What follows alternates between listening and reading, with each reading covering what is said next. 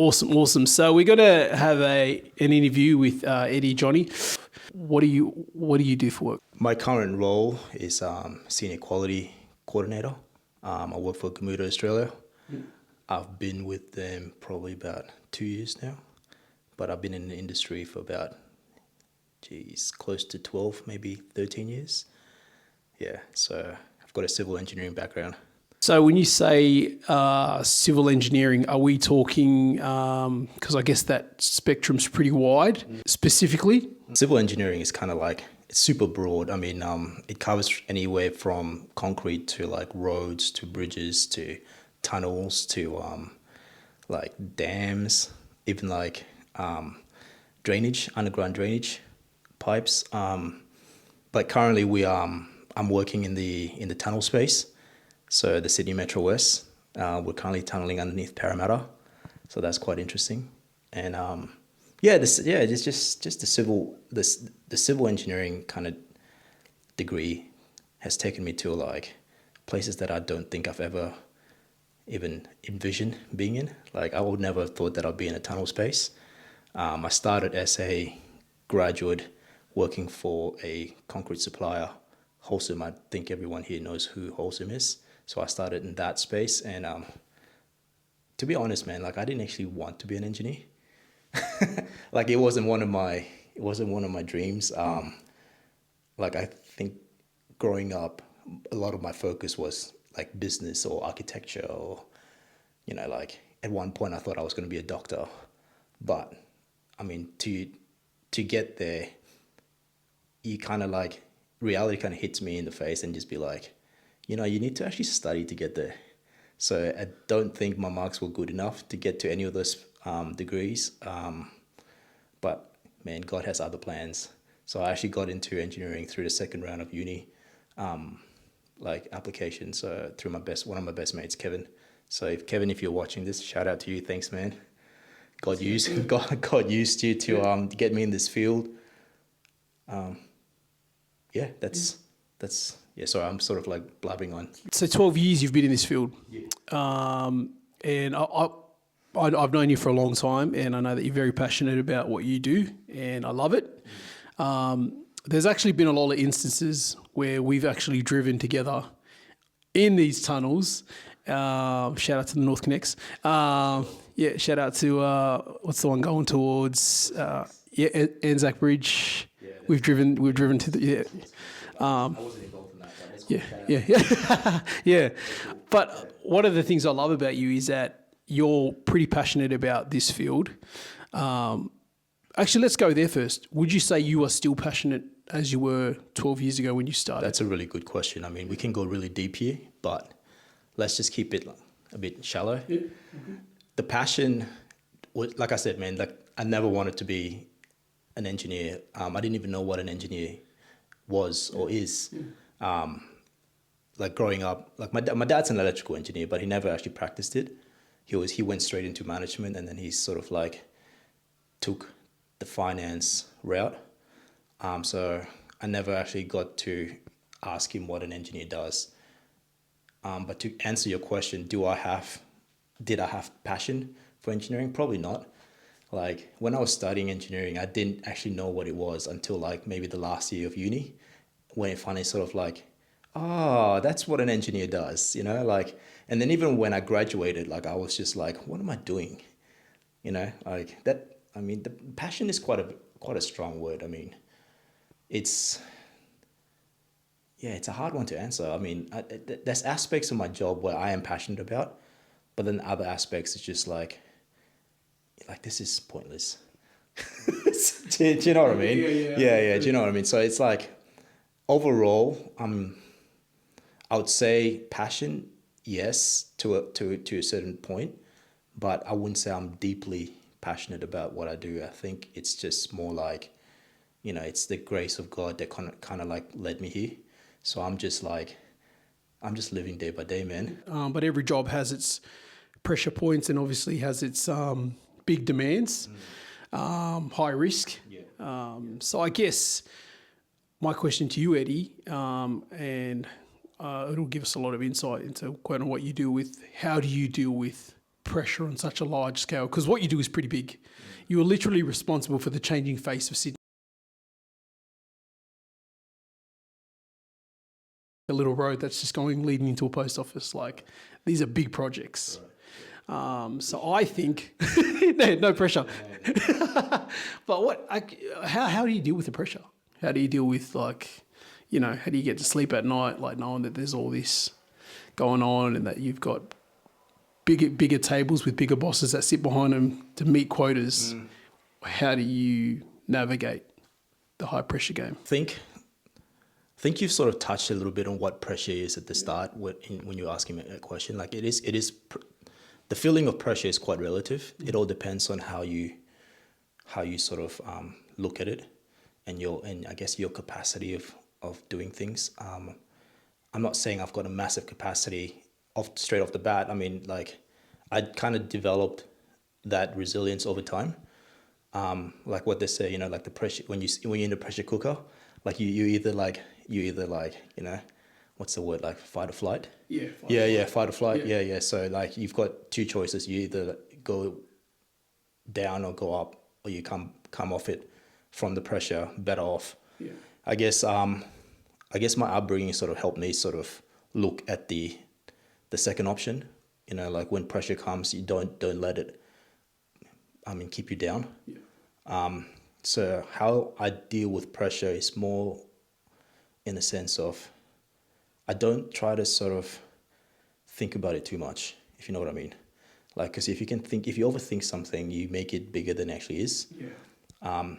All you got to do is just take one step at a time and just tackle one small task at a time. Make a list, make a priority list. I think I read somewhere where if you're in a position where you have to do a lot of things, say you've got 100 things on your list, make a top 20 list and then prioritize to finish 5 of those 20 lists and make sure that those 5 are like your high ticket items.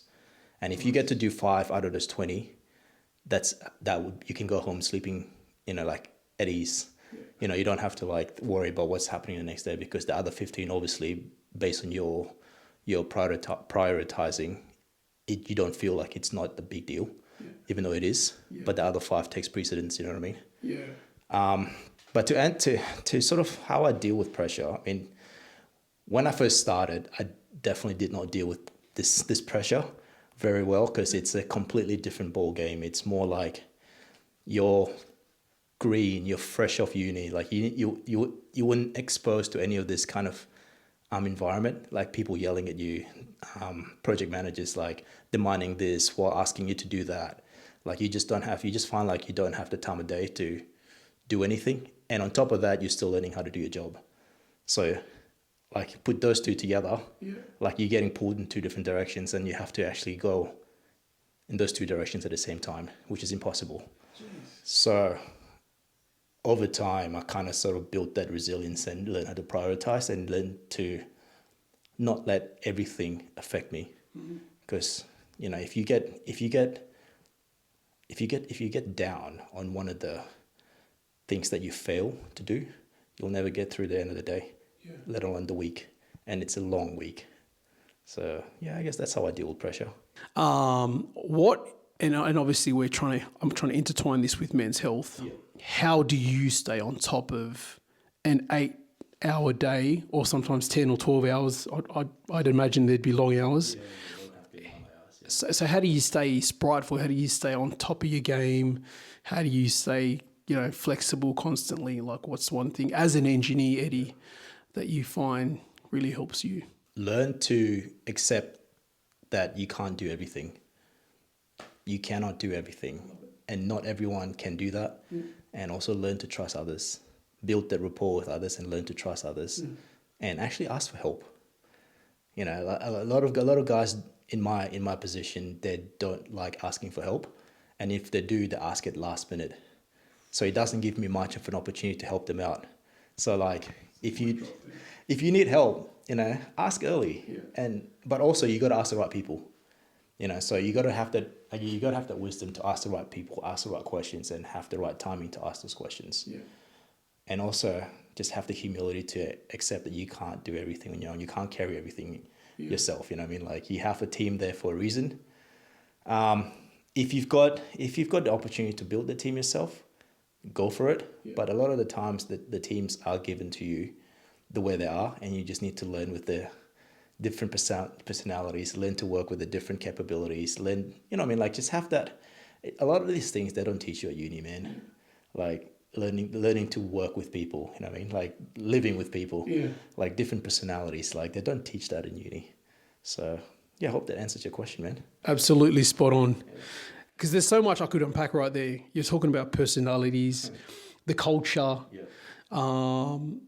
Was it going into a field that can be male dominant and can have its own culture and mindsets? And you mentioned that you were the greenhorn before, and you were kind of trying to fit in and stuff. What would you say if there's anyone watching that's thinking about getting into the field of engineering? Because obviously it's an attractive field, but I think it definitely would come with its fair share of challenges. Yeah. Top 3. If you've got 3, if you don't, all good. Yeah. Attributes or skills that you think you'd need to kind of get into this field that you've discovered in your 12 years? Number 1 will definitely be teachable. You have to be teachable. You don't know everything, and you're not too good to pick up the tools. You know what I mean? Talk to me. Even though you're an engineer and your end goal is to be a project manager, don't be afraid to like help the boys out on site and just be like, not saying you have to pick up the tools and build things yourself, because you'll make things worse. There's like swims and stuff like that. You gotta fill in before you can actually and permits you have to do before you can do any of that. But just help them out. If they're lifting up something like a pallet or something like that, just help them out. Yeah. If someone needs a spotter, and you've obviously you've been inducted to be a spotter, like everyone knows how to be a spotter. Yeah. Just be like, hey, I can spot you. I can tell you when there's a truck coming. You can reverse out. Yeah, you're good. Let's go. So that's one, being teachable, and just be humble enough to not think that you're better than the boys on the field. You know what I mean? And number 2, always leave work at work. Never bring it home. Let's go. Even if you have to do a bit of work at home, just limit it. Yeah. Put a timer against it, like an hour, 2 hours. And I understand that there are deadlines and stuff like that, and sometimes you have to do that, but don't make it a habit. Yeah. Do not make it a habit. And number 3, don't always pursue the money. Whoa. Don't always pursue the money, because sometimes you think, oh yeah, I'm just going to jump from this company to the next company, and I'm guilty of that. I've done that a few times, but the grass is never green on the other side. You know what I mean? Yeah. Sometimes if you play your cards right, if you trust God in where you're in your grace zone, He will take you and He will promote you.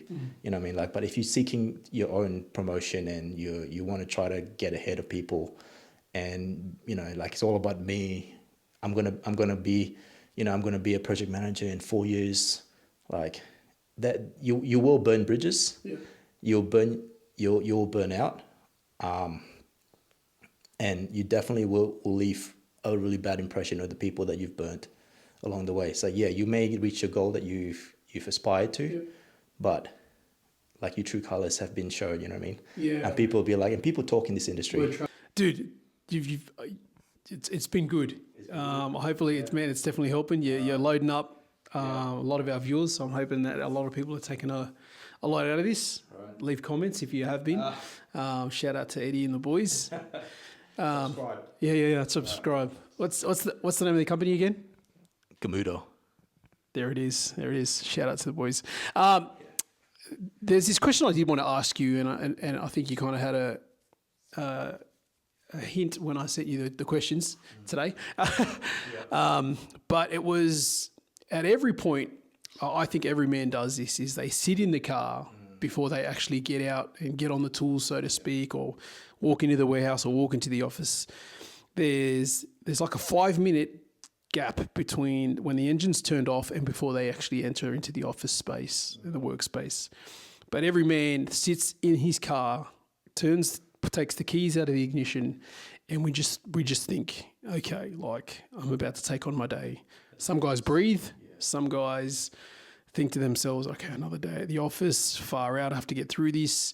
And I ask all the guys that I interview this question, and I want to know what you do or what your perspective is. What do you do when you're in that position, when you're about to, you turn off the key, the car, you get everything together, you're about to step out of the car into the work office. Like, what's one thing that you do to prepare yourself for a big day ahead? Be grateful for this opportunity.